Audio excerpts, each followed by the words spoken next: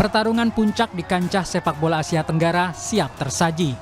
Timnas Indonesia U23 akan menghadapi rival beratnya Vietnam dalam laga final Piala AFF U23 2025. Ketua Umum PSSI Erick Thohir mengingatkan Garuda Muda menjaga fokus sepanjang pertandingan saat melawan Vietnam.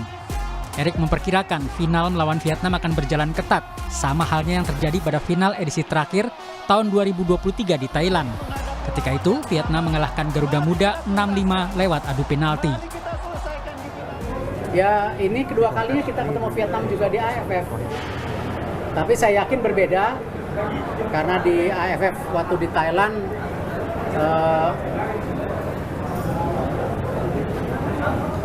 ya cukup keras. Ya, kalau ingat teman-teman, cukup keras. Ya hari ini ya kalau mereka kasih keras, kita kasih keras juga. Ya, kita tuan rumah di sini. Jangan mereka injak-injak home base kita. Jadi kalau di sana main keras, ya sini kasih keras. Bukan berarti mencederai. Ya. Analis sepak bola Binder Singh yakin pelatih Gerald Van den Berg akan menerapkan taktik menyerang untuk mengimbangi cara bermain Vietnam yang terbuka dan agresif. Saya pikir tidak akan defensif ya, karena strategi dari Gerald dari awal itu adalah menyerang. Jadi saya ragu kalau akan defensif, dan nanti pun jika suatu saat Timnas U23 akan bermain away, saya yakin strateginya akan tetap menyerang, nggak akan defend, karena itu memang adalah filosofi dari Gerald. Tapi kalau untuk menghadapi permainan keras dari Vietnam nanti, ya para pemain kita harus counter press-nya bagus. Stadion utama Gelora Bung Karno Jakarta akan menjadi saksi bisu perebutan gelar juara. Laga ini bukan sekedar final biasa, melainkan penentu sejarah bagi kedua tim. Apakah Vietnam akan meraih gelar juara 3 kali berturut-turut, atau justru Indonesia akan bangkit dan meraih mahkota juara di kandang sendiri? Tim Liputan Kompas TV. Anak asuh Van den Berg bermain agresif sepanjang Piala AFF dan melangkah ke babak final Piala AFF, saudara. Akankah debut dari Van den Berg ini akan berbuah gelar di GBK? Kami membahasnya bersama dengan analis sepak bola M. Kusnaini atau akrab aku sapa Bungkus. Selamat petang, Bungkus. Selamat petang, Yasir. Ini Van den Berg ini kan memenangi laga dramatis melawan Thailand. Menurut Anda ini bakal jadi bekal yang sangat penting begitu untuk timnas Indonesia, Garuda Muda kita menghadapi Vietnam? Ya, ini pasti akan menjadi modal secara psikologis ya bagi para pemain, terutama bahwa mereka pernah menjalani fase yang sangat sulit dan bisa melewati. Final nanti lawan Vietnam ini akan lebih sulit dibanding pertandingan lawan Thailand atau bahkan Malaysia.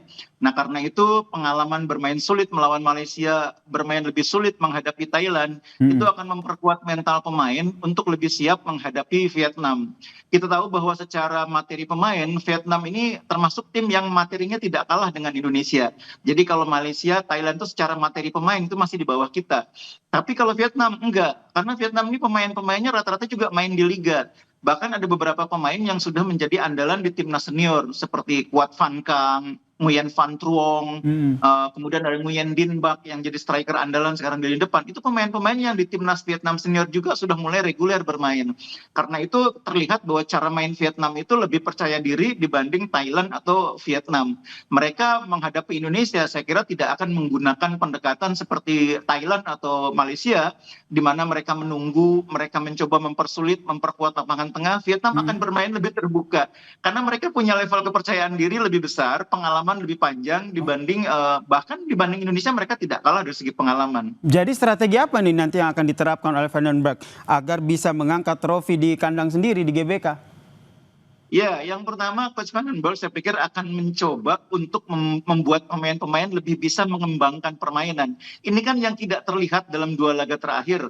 Melawan Malaysia, melawan Thailand, kita tidak bisa mengembangkan cara bermain yang diinginkan oleh pelatih atau game plan yang disiapkan oleh pelatih. Karena ada beberapa titik di mana sulit untuk bermain dengan maksimal. Kemarin yang paling terasa kan pemain yang bermain di belakang striker atau pemain yang bermain between the line, di antara lini depan dengan lini tengah. Nah itu posisi yang saya pikir selalu menjadi hambatan dalam dua laga terakhir yang tidak bisa diperankan oleh pemain yang lain. Dicoba oleh Donitri kemarin juga kurang optimal, sebelumnya dicoba oleh Hanan juga kurang optimal. Mungkin besok ketika Arhan bisa main lagi, mudah-mudahan peran sebagai pemain between the line itu akan bisa dijalani dengan baik oleh Arhan. Mudah-mudahan kondisinya cukup baik untuk bisa bermain, sehingga permainan kita lebih berkembang. Baik, itu di middle line gitu. Kalau kita ngomong di lini depan begitu. Kalau kita lihat sebelumnya kan Jens Revan keluar, digantikan oleh Hoki Caraka. Tapi permainan terakhir Thailand ini Jens Revan dan Hoki Caraka bermain bersamaan. Apakah strategi ini akan kembali dilakukan oleh Van den Berg? Ya, kemarin itu situasinya darurat ya. Darurat di mana kita ketinggalan di 15 menit terakhir. Dalam keadaan seperti itu, pelatih biasanya akan melakukan pendekatan all out ya. Dia menggunakan seluruh amunisi yang dia punya untuk mengejar ketertinggalan. Kan bukan hanya Hoki Caraka yang dimainkan. Bahkan Ferrari juga dimainkan sebagai striker untuk membantu Raven. Karena memang Ferrari ini punya kemampuan duel bola atas yang bagus. Nah, dengan adanya Raven, ada Ferrari, kemudian juga ada Hoki, itu kan bola lebih berani diangkat ke dalam kotak penalti, lebih banyak diangkat dengan bola-bola cross dari samping. Dan hasilnya kan salah satunya menjadi gol melalui skema tendangan sudut. Jadi memang dalam situasi tertinggal dalam sebuah turnamen, 15 menit terakhir biasanya dipakai oleh pelatih untuk menerapkan strategi yang mungkin tidak diduga oleh lawan. Dan kemarin strateginya adalah all out menyerang dengan memainkan semua amunisi, semua kartu yang punya kemampuan bola atas bagus. Dan hasilnya kemarin cukup efektif. Oke, termasuk Brandon ya, yang bermain baik di lawan Thailand kemarin. Apakah ini juga akan menjadi salah satu pertimbangan begitu? Karena yang kita nantikan, kira-kira siapa aja nih line up yang nanti akan diturunkan oleh Van den Berg melawan Vietnam ini?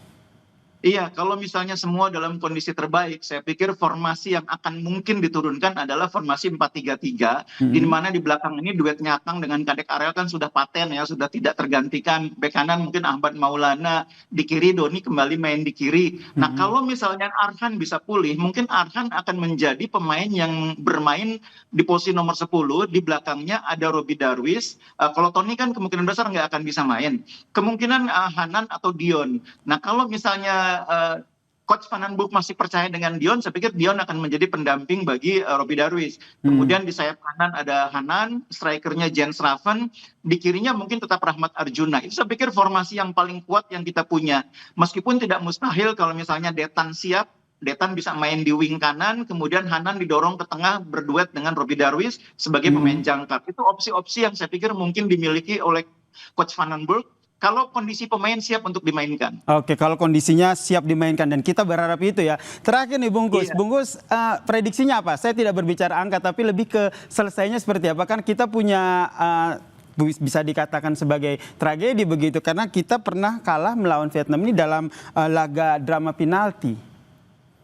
Kemarin kan kita sudah melewati fase di mana kita juga menang melalui adu penalti. Itu modal yang bagus untuk menghadapi segala kemungkinan. Karena final itu tidak mustahil juga harus berujung adu penalti.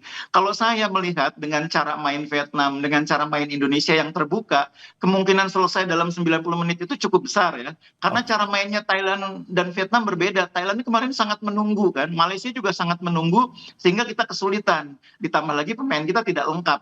Besok mudah-mudahan Arhan bisa main lebih lengkap materi pemainnya, kita bisa selesaikan dalam 90 menit mudah-mudahan. Ini doa kita bersama ya, diselesaikan dalam 90 menit dengan kemenangan Timnas Indonesia U23 dan trofi juga akhirnya diangkat di GBK. Terima kasih Bungkus atas analisnya jelang pertandingan final Piala AFF U23. Salam sehat Bungkus. Terima kasih.